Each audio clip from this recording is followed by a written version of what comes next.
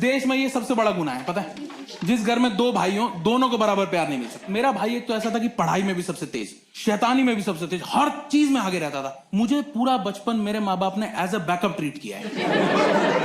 ऐसा होता था ना, हम लोग एक कीपैड वाला फोन रखते थे, एक टच वाला, वैसे वाला था कि मान लो कभी भूकंप आ जाए, कभी बाढ़ आ जाए और ये बड़े वाला बह जाए, तो इसकी अनबॉक्सिंग करेंगे, तब इसकी लैमिनेशन उतार के देखेंगे, स्क्रैच तो इस पे भी नहीं आए भाई, इसको भी यूज किया जा सकता है।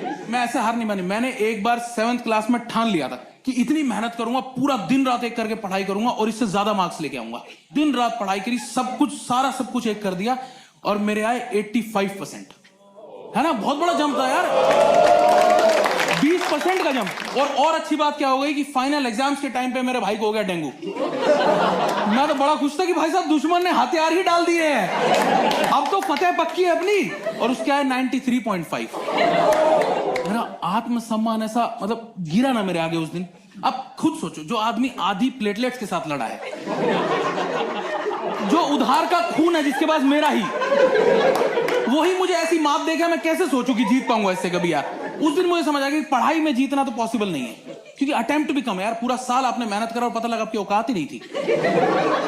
फिर मुझे लगा कुछ शैतानी वैतानी करके करना पड़ेगा, क्योंकि देखो अटेंशन कैसा होता है ना, किसी तरह से मिले। बच्चे को होता है कि चाहे प्यार से मिले चाहे डांट से मिले, बस अटेंशन मिले। तो मुझे लगा कि अब शैतानी वैतानी करके कुछ करता हूं। पर तब मुझे एक बात समझ आई कि जब आप जुर्म की दुनिया में कदम रखते हो ना, तो आप डायरेक्ट पाकिस्तान पे तोप लेके नहीं चढ़ सकते हो। आपको पहले बटुआ मारने से शुरू करना पड़ेगा। जिस हिसाब का भोंदू मेरा दिमाग था, मैक्सिमम आया कि घर की ट्यूबलाइट फोड़ देता हूं। अभी आप लोग को बहुत छोटी बात लग रही होगी, है ना? उस टाइम मैंने 2 दिन विचार किया इस पे।